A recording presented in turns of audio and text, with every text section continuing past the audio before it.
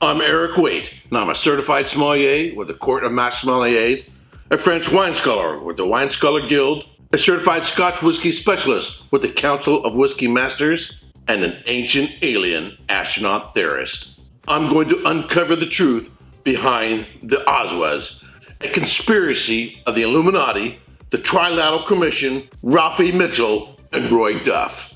The OSWAs was originally the Outer Space Whiskey Alien Awards.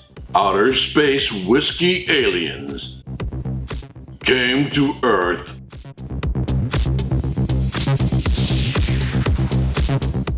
to steal our whiskey, to fuel their spaceships. But they got drunk instead and crashed their spaceships. Stupid aliens. Now they can't return home. So they built a secret base, totally not hidden in Antarctica, and cloned their offspring to take over the Earth and steal our whiskey. Until one day, they can take it back home on Alpha Centauri, Mars, or maybe Uranus. And if you don't believe me, just look at a louder mash tun. I mean, it totally looks like a UFO. So we need to know the best of 9 categories of whiskeys that the aliens want to take from Earth. And in this video, I'm going to show you which ones they have chosen. Best value whiskey, the Scarabaeus Islay Single Malt Scotch Whiskey, produced by Hunter Lang, bought it at 46% alcohol by volume, and sells for about $36. Scarabaeus, under 40 bucks. Where can you get a quality single malt Scotch whiskey, or even a blended Scotch whiskey, for under 40 bucks, of course, plus taxes? This is really, really nice. Yeah, is it gonna knock your socks off? Is it gonna completely blow your mind? No, but for under 40 bucks, it can't be beat. Also available in a 10-year-old and a cask strength. And the next time I can find a cask strength, I'm going to get it. Now, it smells a little young, get a little of that lemon and lime character. Real heavy on the peat, some saltiness, sort of like a peanut character. Get that lemon and lime character. Seems like a little bit like New Makey, but also a little bit like Ardbeg. Kind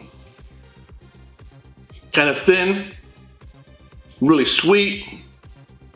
Doesn't change much from the front and middle into the finish. But it's got some fruit, it's got some peat, it's got some saltiness. Hey, for under 40 bucks, I don't think this can be beat. Best blended whiskey. Blue Spot 7-year-old cask strength Irish pot still whiskey. It's made from a blend of 50% malted barley and 50% unmalted barley. Matured in bourbon casks, sherry casks, and Madeira casks. Bottled at 58.7% alcohol by volume, and sells for about $135. So when this whiskey first came out, there was a lot of hype, a lot of anticipation when first hearing about it. And so the prices on this were absolutely insane. It was going for like 200, 250 bucks. I think I picked one up maybe for $190 from a friend who owned a retail store. Now that you can get it for about 135 bucks, this is a no-brainer, must buy. A few years back, this was like number 2 in my top 10 for the year. Really, really, really complex with those different casks being used, wine and Madeira casks. A lot of dried fruit notes, but this is white dried fruit notes. Dried peaches, dried apricot, dried pear, a little bit of caramel. Wow. Hints of vanilla, baking spices. On the palate.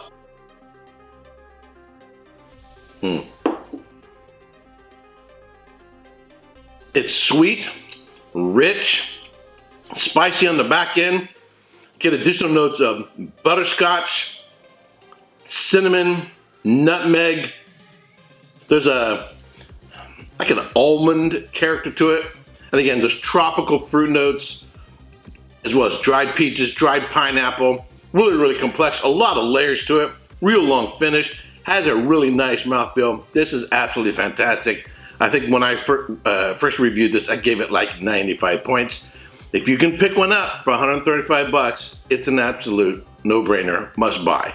Best blended malt whiskey, Compass Box Peat Monster, a blend of Kalila, Lefroy, Highland Malt Blend, and French Oak Blend. It's bottled at 46% alcohol by volume and sells for about $60. So if you're a peat fan as I am, if you can get your hands on the Peat Monster, this is a must buy. I think the artisanry here is really, they've taken maybe some of the best samples off of Islay and blend them together just absolutely masterfully. There's a lot of layers to this. It's got the fruit notes, lemon and lime, little salty sea breeze, definite chocolate character, little saltiness, almost like a Reese's peanut butter cup, wafts of smoke going in between all its various notes on the palate.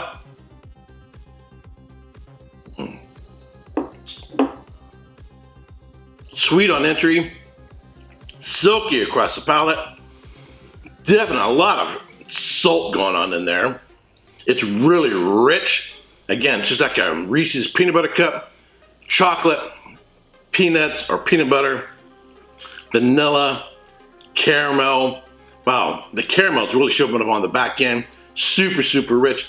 Of course, releases are going to vary, but hey, Compass Box, I've never heard of anybody complaining about a bottle of Compass Box. They're all fantastic. Even the bottles released after John Glazer left the company. So, if you're a peat fan, you've never tried Peat Monster, I highly recommend it. The aliens certainly love it. Best non-malt whiskey. The Elijah Craig Barrel Proof Kentucky Straight Bourbon, made from a mash bill of 78% corn, 10% rye, 12% malted barley. The batches range from 128 proof to 140.2 proof and sell for anywhere between $60 and $100. So quality may vary based on the batch. There are a lot of bourbon whiskey tubers that do a lot of comparison. I'm a fan of Elijah Craig Barrel Proof. I'm more of a Scotch drinker than a bourbon drinker. So obviously I get the small batch. This is a special release. It was a store release. But hey, I still think it's absolutely fantastic. Hard to beat for under 100 bucks. There are a ton of bourbons out there that aren't as good and sell for more than twice as much. And the aliens go absolutely bonkers for this one. Wow. Butterscotch, apple pie, vanilla. Wow, loads of vanilla. So toasted marshmallow, banana bread, honey on the palate.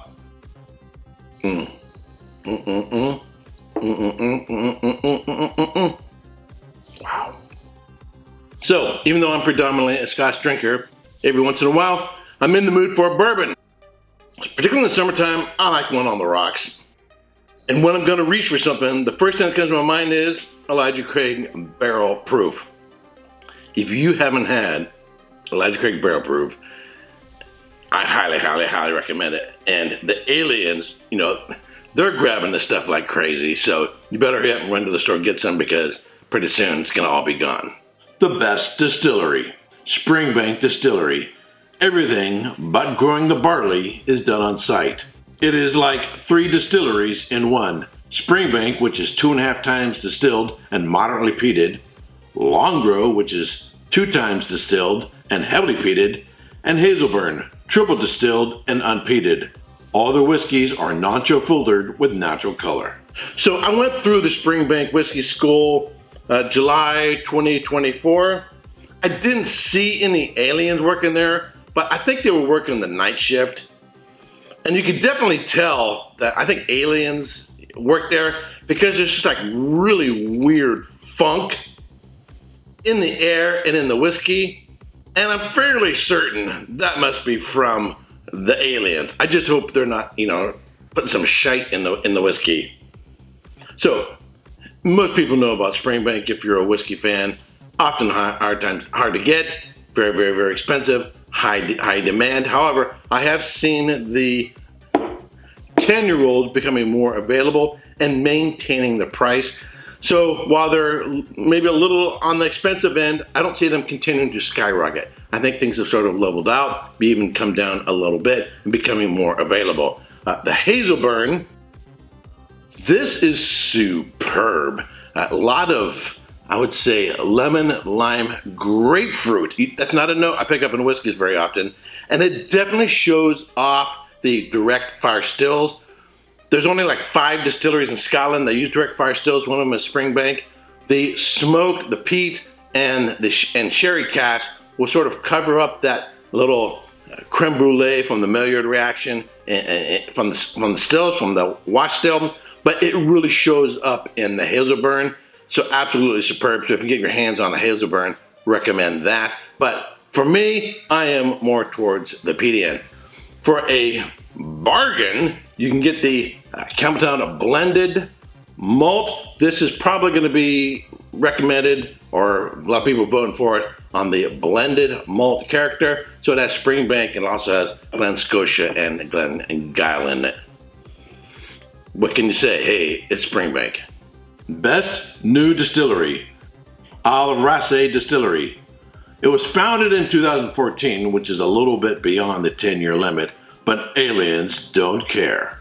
So I spent 3 days on the Isle of Raasay hanging out at the distillery, taking exams with the Council of Whiskey Masters. This is the cask strength from Raasay.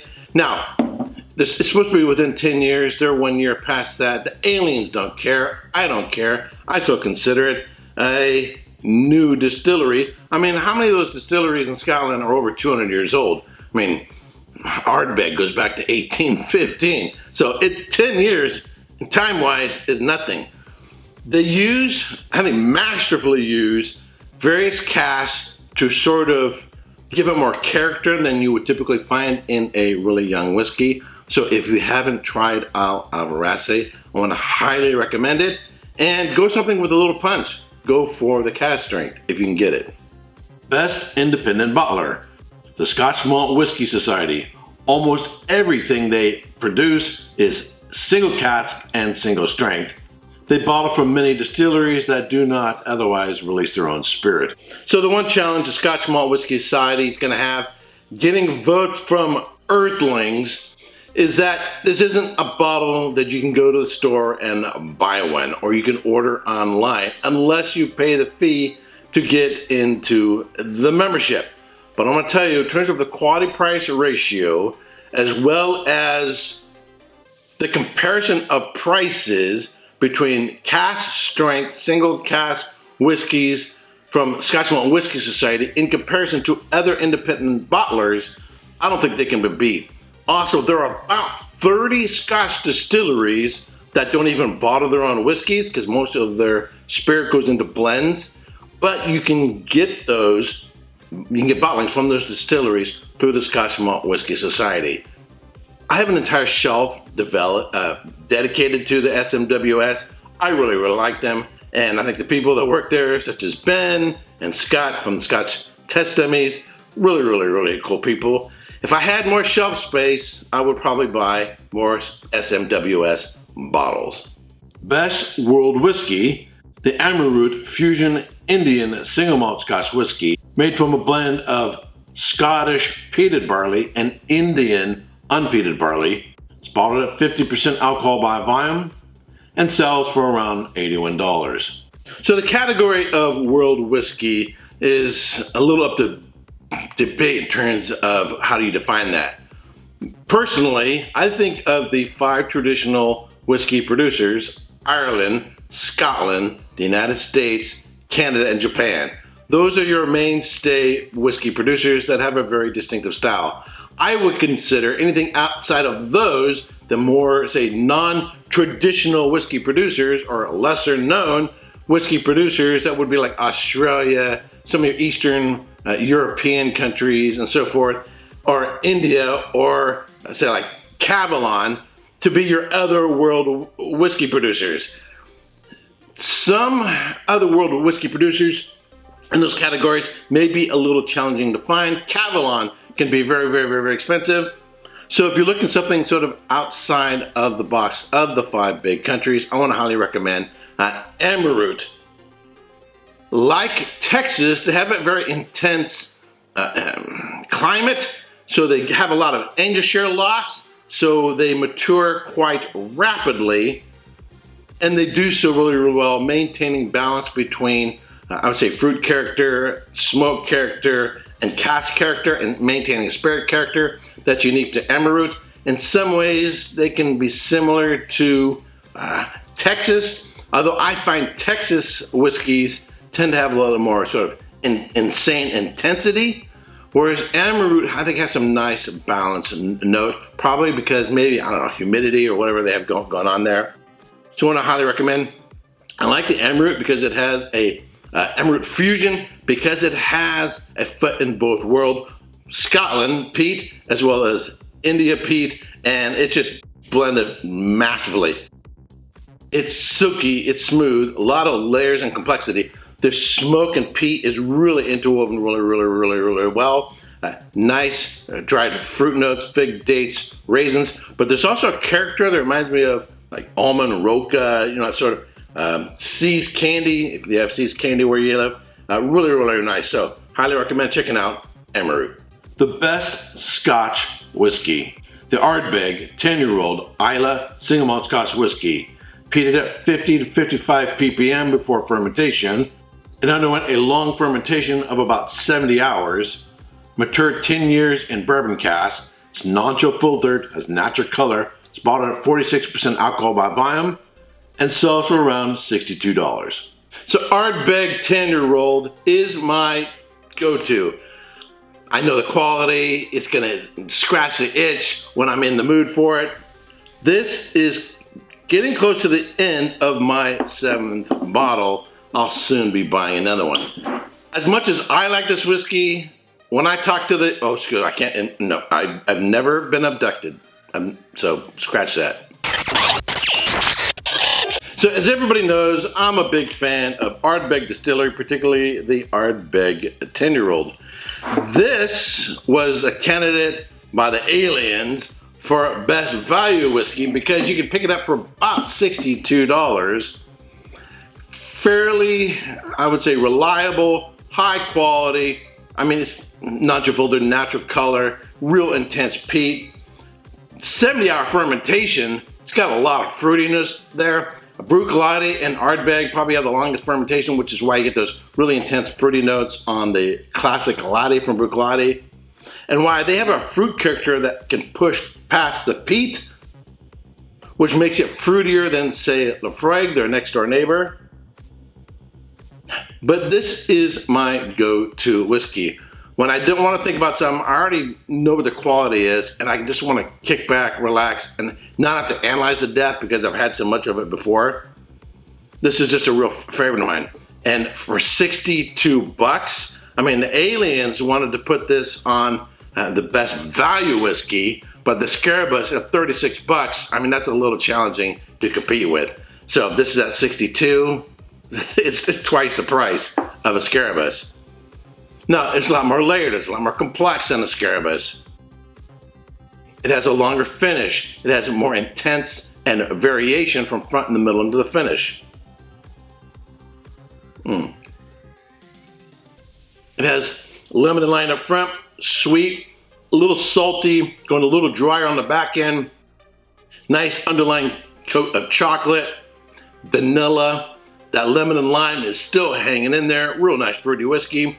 Just a hint of saltiness and a nice long finish. I find this one really hard to beat. Price-wise, except for maybe the Scarabus. Alrighty, let me know what whiskeys you really like or you think fit these categories in the comment section down below. And as I say out in outer space, you know, may the force be with you, live long and prosper, and nanu nanu, and or as we say here on Earth, Slangiava. Hey, don't forget to subscribe and check out these other whiskey videos.